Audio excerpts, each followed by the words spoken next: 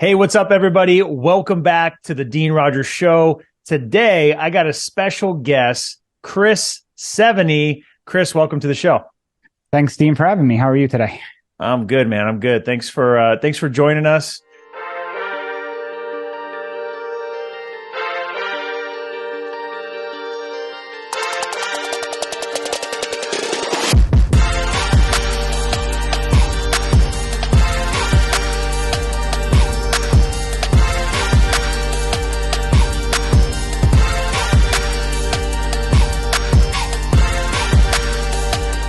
We were talking a little bit before we got started here about your background. Super cool, and can't wait to dive into it.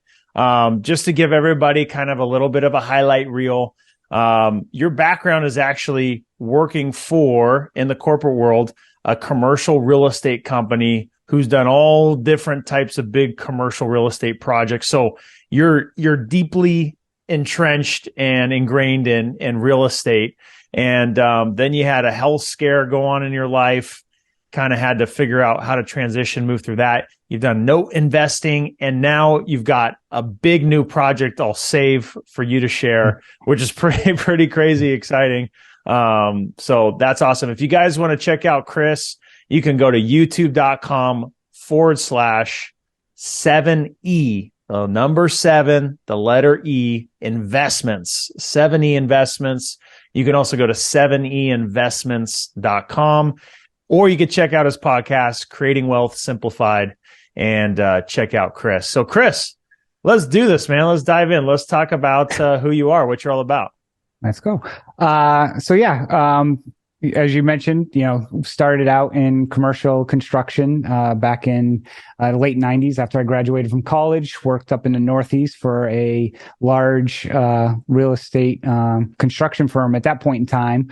And, fast forward 10 years working from them up in the Northeast, I moved down to the Washington, D.C. area for them, spent another 5 years for them. And then, got to the point of in your mid 30s, got burnt out, working 6 days a week, and kind of, as people would say at that point in time, went over a little bit to the dark side, which is on the development side from the construction side.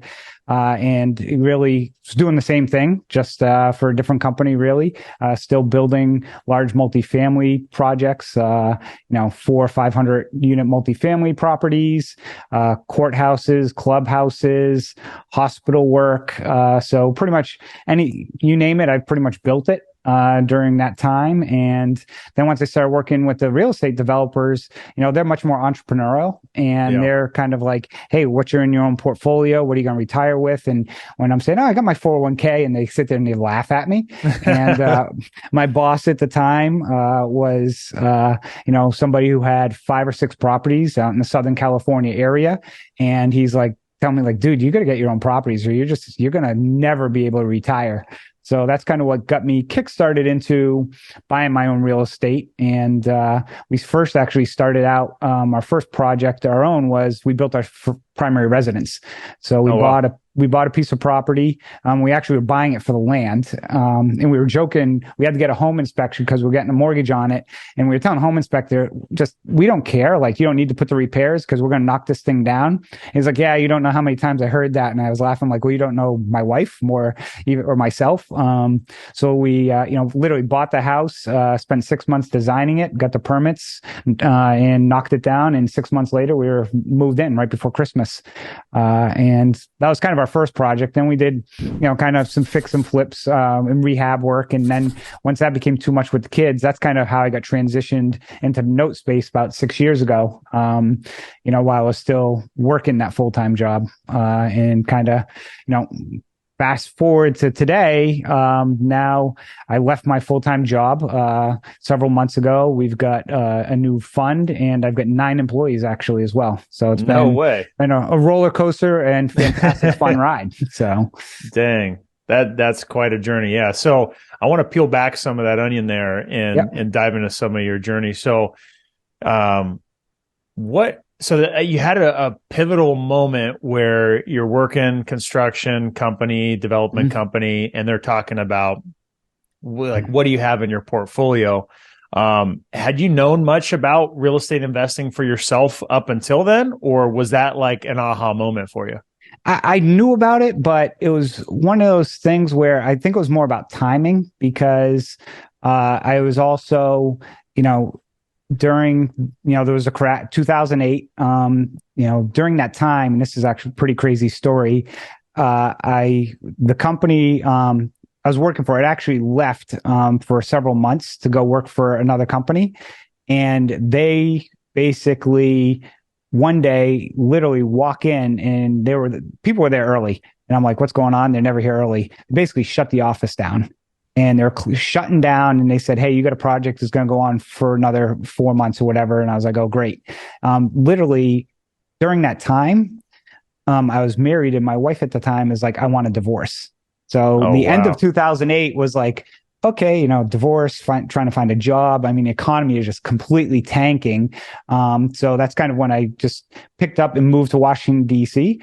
But at that time, still, it was, with the economy and kind of going through all that transition, I knew about real estate investing, but I wasn't in a financial position to really get into it because we had to sell our house up in Massachusetts. We took a big loss on it. So I had a lot of savings that just got washed away. And then, the agreements that I made at the time were, it was actually a good agreement because it was a lump sum agreement of getting out. We didn't have kids, so it's much easier. But I wasn't really in a position till kind of 2012 or 13 when I got involved where I could actually start getting into real estate. Yeah, that's crazy. So I think what was interesting you said there is once you had kids, you were doing the fix and flip stuff, right? You'd bought a couple rentals. Mm-hmm. What was it about note investing that opened up your eyes to say, this is better for my lifestyle? Yeah, great question. And it was really based upon the kind of our lifestyle at that point in time, because we're in the Washington, D.C. area and very competitive market for people who are in major MSAs. If it was an off-market deal, if you weren't there that day or the next day putting in an offer or having a hard money lender already lined up and stuff, it's very, very difficult to get a good deal. I mean, there's so many people chasing so little deals.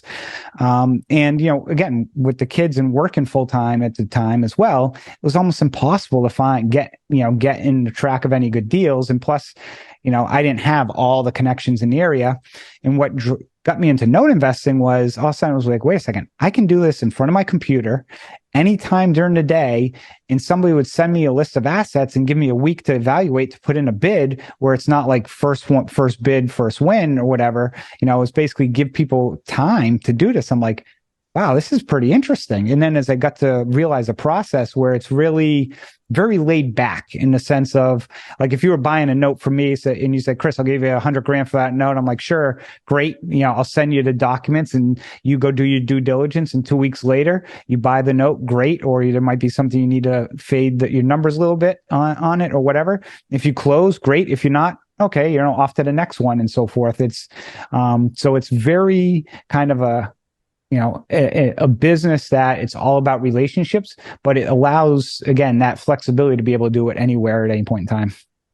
Okay. So I'm starting to get nerdy here where I want to learn more because I don't know that much about note investing. I understand the concept. I understand enough about it and the purpose of it, but maybe if we break it down to an elementary level for my own self, I'm going to say this so I hear it myself and for listeners, note investing is where someone has a mortgage on a property of some sort, of some type of terms, and you're basically buying that. I'm assuming you can buy them from banks, you can buy them from private parties, and now you're essentially the bank. You paid money to own that, and now you're receiving the monthly payments that pay down the principal in addition to the interest over the course of the terms of the note, right? Exactly. And, a lot of people will do private lending, which, it's a form of note investing. The difference with what we do is, we'll take a note, let's say it was originated in 2012, and that borrower might not they might not have paid in the last 4 years. Yeah. So people think, oh, I miss a payment or two, that they're going to get thrown out of their house. It's typically not the case. It usually takes years. So we'll go and we'll buy that from a private equity firm, hedge fund, a bank. But we'll probably pay call it 50 cents on the dollar. So if they owe $100,000 on that loan, we're probably picking it up for about $50,000. And people are like, well, why would they sell it so cheap? Well, many reasons why, because they may, I'm not going to get into every single reason, but they want to get it off their books.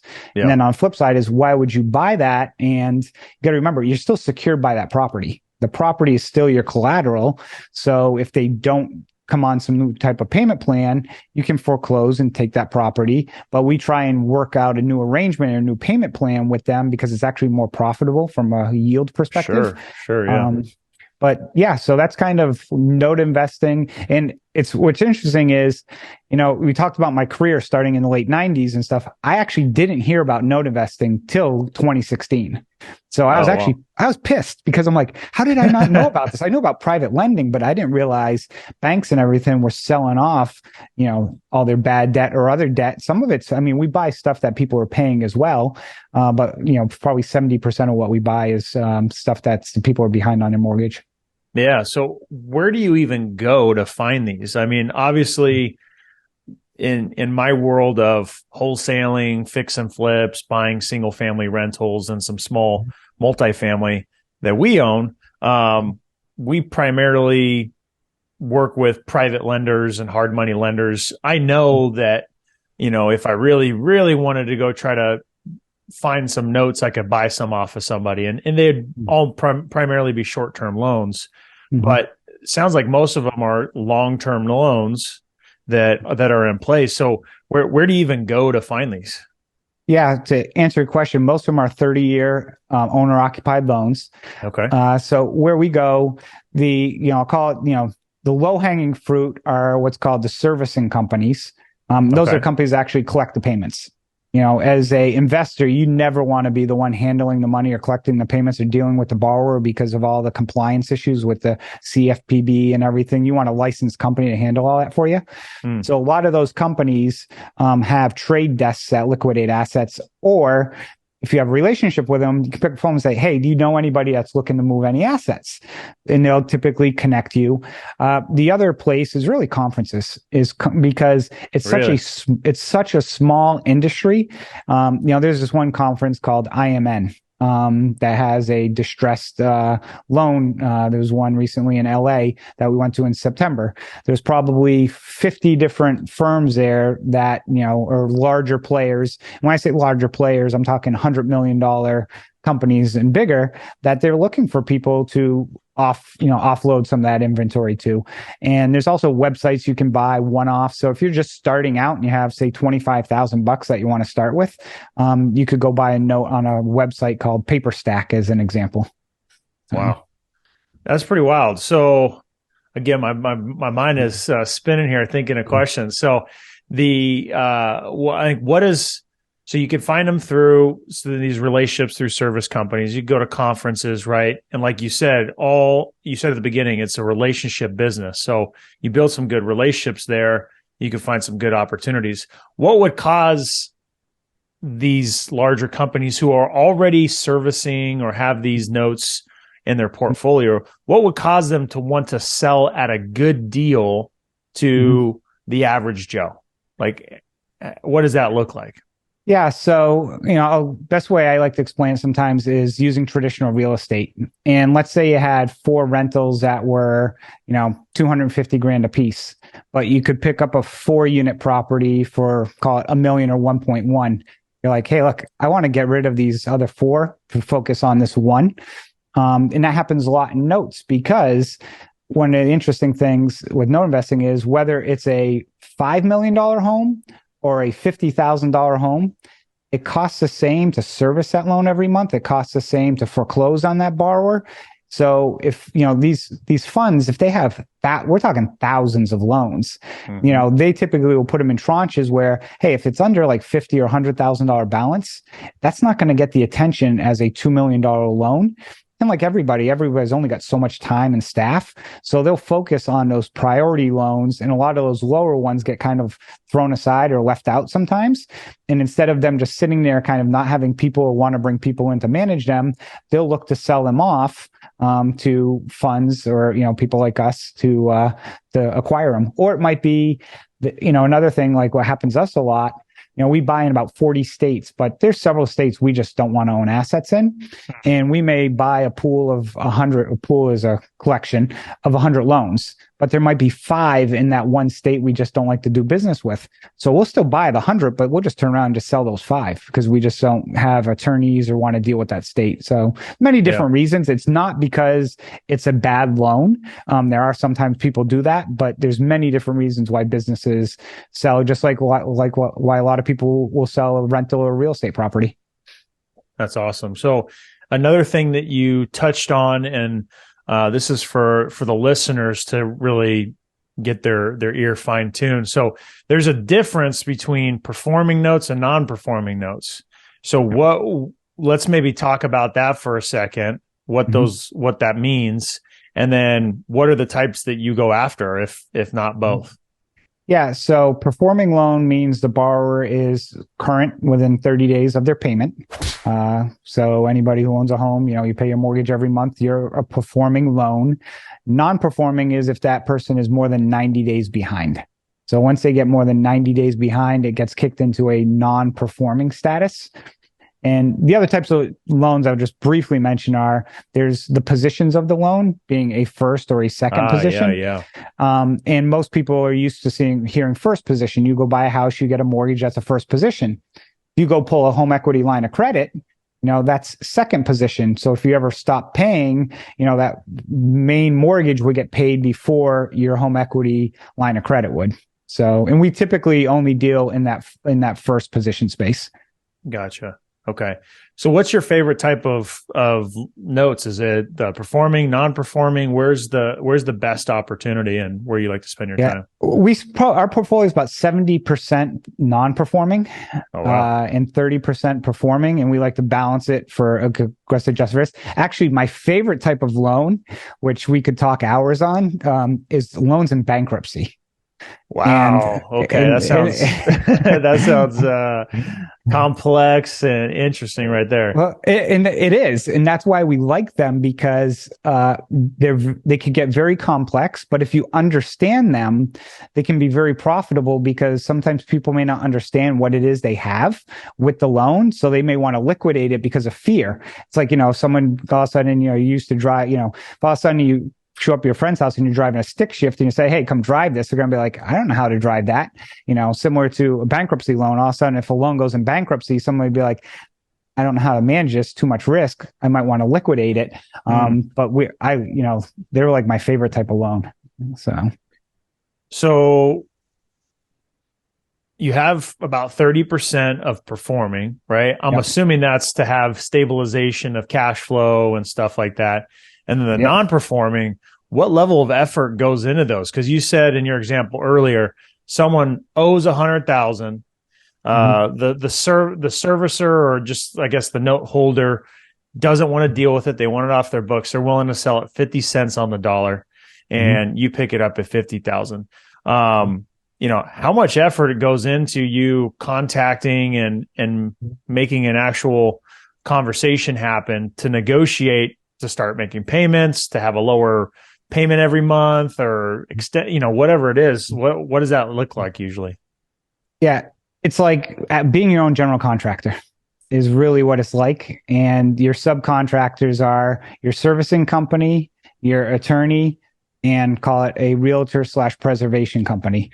And those are the 3 key players. And, you have to manage everyone like like they're a little child, and with the servicer, it's, hey, are you calling the borrower? Can you get them on the phone? And then, with the attorney, it's managing them to, if the borrower is behind, what you typically would do is you'll send a demand letter, which is from an attorney. And once somebody sees something on attorney letterheads, usually that gets more serious, right? It gets more serious. But even like after that process, if nothing happens, the attorney has to file the official complaint, which is basically the lawsuit against the borrower. And, typically I've had complaints take 3 days to draft. I've had some take 2 months to draft. And the only difference is because it's the quality of the attorney. And time is money in the note space, because on a non-performing loan, that money is not generating any revenue for you. So every month, if you, have money in it, you're basically paying money out the door. But if you have investors, you're burning a hole in your wallet. So it's very important to manage your vendors. And as we got on before, I was kind of pulling my hair out because I had, 2 attorney things come up today, which were just, head scratchers in regards to some of the things that we've had. And, I'm knocking attorneys right now, but 95% of them are great. But the time you get that one, kind of that just drives you nuts. It's it's good. It's good water cooler talk. Yeah, a good attorney is worth the money that you pay. But there's definitely some that just make life more difficult and frustrating, and that's just how it goes. Exactly. Okay, so let's talk about the next exciting thing that you're working on. So you go from this background of commercial real estate, working in that corporate world, and one thing we hadn't touched on yet, which was kind of how did you transition? Right, we talked about it before. What happened in life that kind of got you to say, "Oh crap, maybe I should look into this investing side"? Yeah. So. God, it's almost been a decade. I think it was 2013 or 14. I had a health scare where I woke up one morning and my hands and feet were paralyzed. They were numb. At first, I thought I just slept on my shoulder the wrong way or something, or pinched nerve. But when it's both hands and both feet, it's like, okay, something ain't right. So went to the hospital. Spent a week in the hospital going through the myriad of tests. Spinal tap, not recommended, not a fun thing to have if you don't have to have one. But what they found out was a condition which was called transverse myelitis, which is like a one-off episode of MS where in your spinal column, your immune system attacks your nerves. And I guess, I learned a lot. Your nerves are actually like a conduit where you got your nerve, which has like a sheathing or protection around it. But if that protection gets damaged, it can kind of create some challenges for you. That's a short circuit. Yeah, it's like a short circuit. And that's basically what happened. Thankfully, I didn't have any permanent damage with it, but it kind of opened up my eyes at the time of sitting there thinking, okay, I'm very reliant on being able to get up, walk around, and, do things with my job. And my grandmother had MS and, back in the 70s and 80s, and she passed away at the age of 60. So I'm sitting there like, oh my God, like if that happened to me, I wouldn't be able to take care of my family. So that's what really kind of spurned getting involved in that real estate in personal portfolios. I think that happens to a lot of people. They have something happen in life that just slaps them across the face. And it's like, whoa, okay, I got to look at things differently. I got to do something different here. And so you kind of took things into your own hands, right? And started to get involved in real estate investing. And then a couple years later after that, you found note investing and said to yourself, where the heck has this been my whole life? So let's get to the big juicy thing that we want to share here is what you're doing next. So you're fully into the real estate game. You've got your team, right? What's the big exciting thing you guys are working on now? Yeah, so we're working on, so in July, we got qualified by the SEC for a Regulation A+ fund. So we can go out and raise $75 million, which we're well into our raise right now. But what's great about this type of offering is it's accredited or non-accredited. And I can sit here and talk about it on podcasts. Most people are used, most people who do the 506C, you can advertise, but it's like accredited only. Or if you do a 506B, it's like, oh, hush, hush, you can't talk about it. So we did the 506C, I'm sorry, the Regulation A. We had done 506C in the past, but I had a lot of investors who, we call them Henrys. They're high earning, but not, rich yet. And, people who have, a few $100,000 sitting around, or probably 3/4 of California, who, make really good wage, have money sitting there, but they might, not have that consistent income, or outside their primary residence might not have that $1 million. But they've got like, hey, I've got 50 or 100 grand I can invest, but I can't invest with you.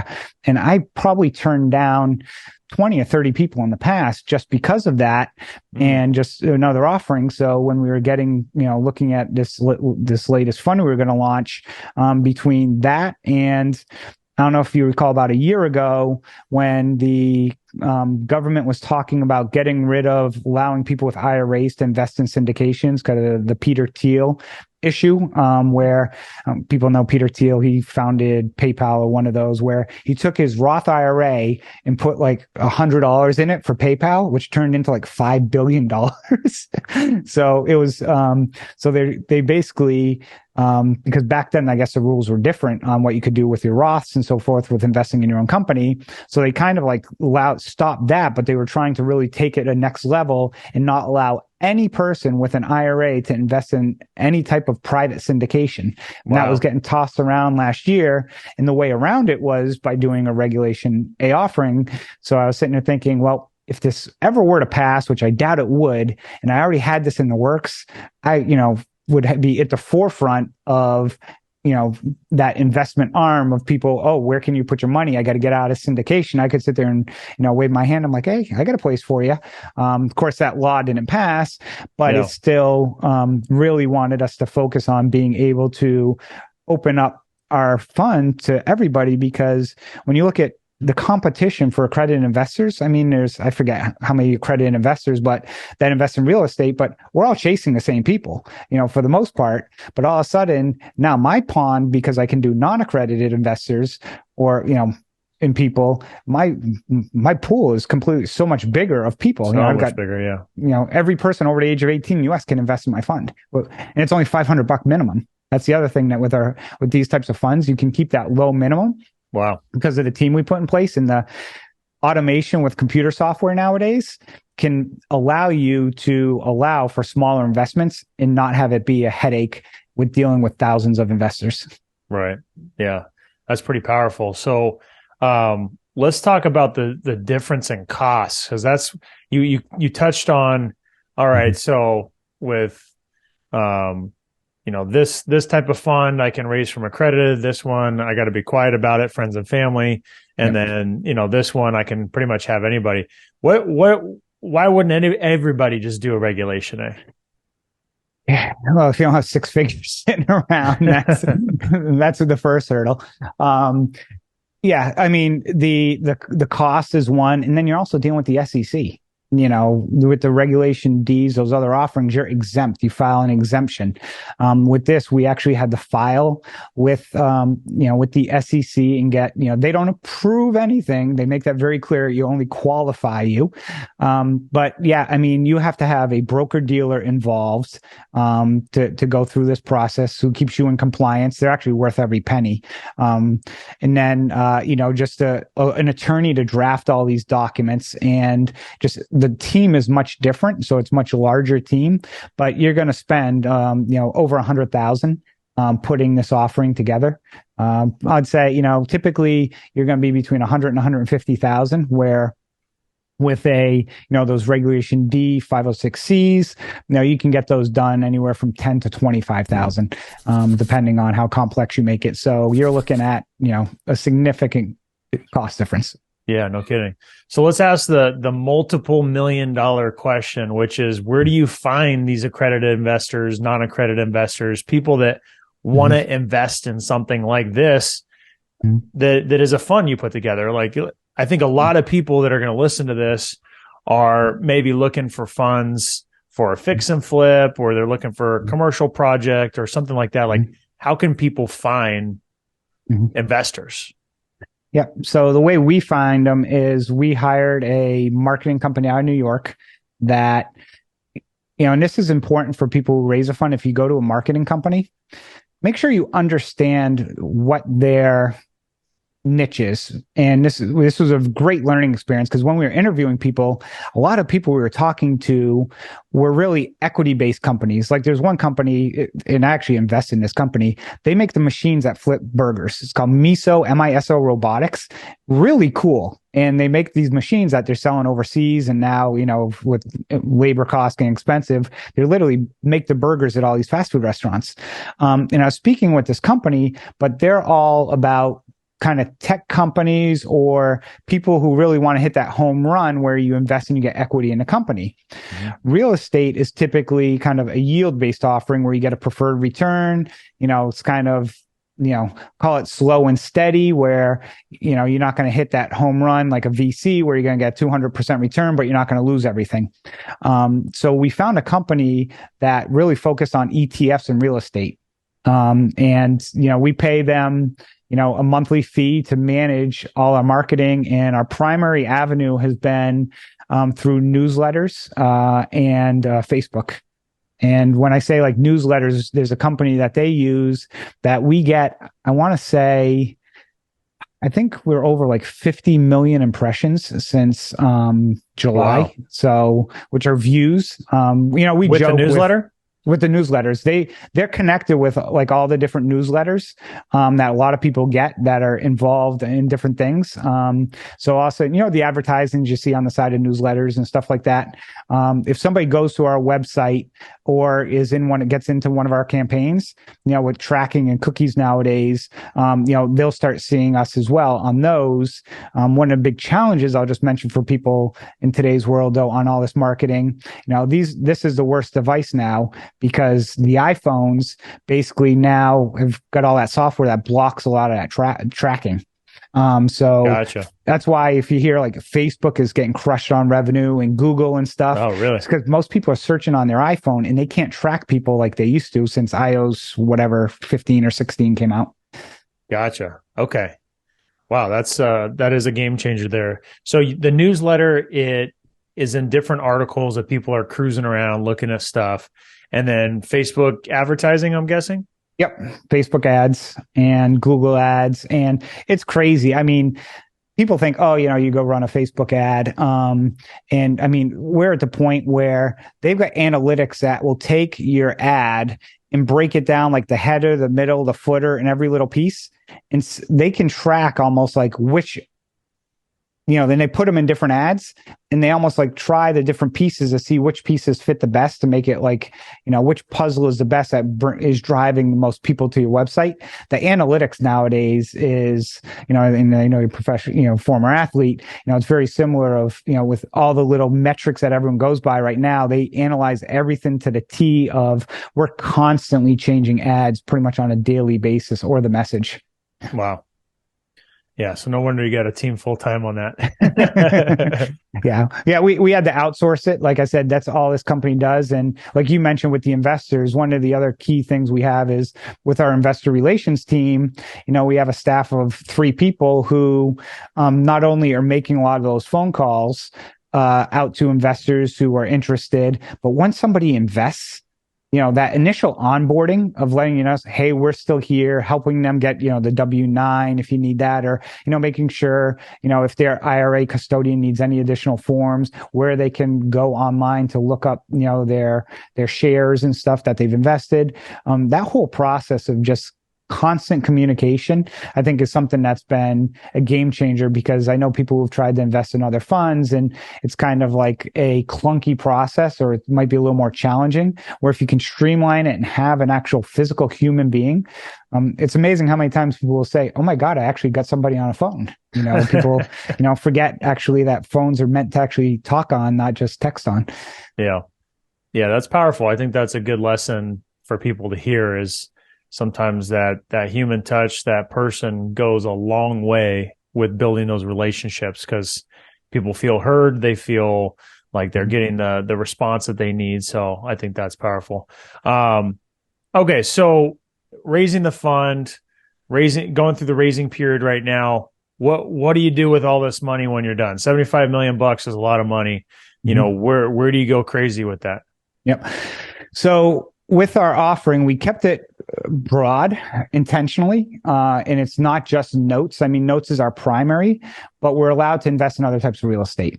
And you have to keep it broad because, for example, today, if I wanted to go buy a multifamily deal, it would be very challenging based on interest rates and where things are at. And if you have money coming in and you're pigeonholed just to one area, it makes it very challenging. So we can buy traditional single family rentals. We can buy multifamily rentals. We could do a little bit of development. We can buy notes. So basically any aspect of real estate, we can pretty much take that money to do. But like I said, our primary focus is on mortgage note investing. And the other thing we try not or limit or pretty much not want to do, especially with notes, is we don't take on leverage. With note investing, you're not going to leverage because you are the bank. You are the leverage. So you don't need leverage for the leverage. And I think that goes a long way with the investors, knowing that, if, housing comes down or something happens and you foreclose on a property, it's like, okay, well, we own this outright. We can rent it. We can sell or finance it. We can rehab it and sell it. We got every option. We don't have a bank screaming at us, asking where our payment is. And it's costing us money every month. It's costing us a return from our investors, but it gives us so much more flexibility. Yeah, no kidding. I love the sound of that. So, how are you able to then focus on different strategies? It sounds like it's pretty broad. So you're going to do some note investing, and if opportunities come up in single family or commercial, you'll be able to take advantage of those. So the question I was going to ask is, once you've raised the money and you start placing it, is there any sort of commitment to the time frame in which you are need to place those funds? Like, do you have a certain time period you have to place those funds? Yeah. So the way it works is people invest, and every month we'll pull funds, and funds will get invested to go in escrow, and every month we'll pull the money from our escrow company, and we can start investing that money right at that point in time. We had no minimum on our fund. So first month, let's say we raised about $1 million our first month. We raised that $1 million. We already put it to work. So we're already putting that money to work every month. So right now we're at the end of November. We're already bidding on deals for the money we raised in November that we're going to pull out in the first week of December. So it's a constant. We don't have to wait till we get 5, 10, 20 million or 50 million and then place it. Every month that we raise money, we're putting that money to work.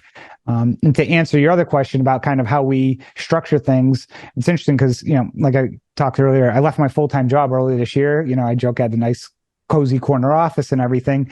And, in prior to that, I was kind of working by myself. Now I have a team of 9 other individuals that work with me. And we have a separate asset management team.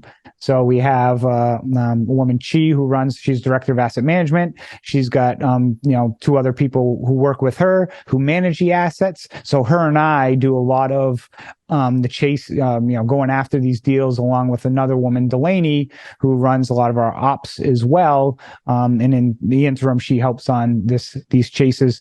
Perfect example is literally before this call, I was on a call where we were looking at a $60 million tape of notes that had 600 assets on it. And we were just filtering, okay, let's break it down to what states we want, and just kind of pilfering. And we were splitting that up. We have a call tomorrow that we're going to put numbers to it and get bids in by the end of this week. So that's crazy. That's insane. That's some big baller stuff right there. No, that's exciting though, because it's a whole different ball game, and it sounds like it's less competitive, right? It's not as many people that are doing it. So although there's other people that might want those same assets, it's just a different game. So that's exciting, man. Well, I wish you all the best of luck. It seems like a super exciting thing to be a part of and to be doing yourself. I definitely want to stay, up to date with everything that you're doing. And guys, if you want to follow Chris along his journey, you can check him out on the Creating Wealth Simplified podcast. You can go to youtube.com/7E investments, the number 7, the letter E investments, or you can go to 7einvestments.com. Chris, it's been a pleasure to have you on. Like I said, I was a nerd here, just excited to learn more. And I know there was so much good, juicy stuff for the people listening. So appreciate all your time, man. Yeah, thanks for having me. It's great chatting with you. And if I head out into Southern California next time I'm out there, we'll get together, buy you lunch. Absolutely. Sounds great, man. Thanks. All right, guys. Well, until next time, appreciate it. Peace.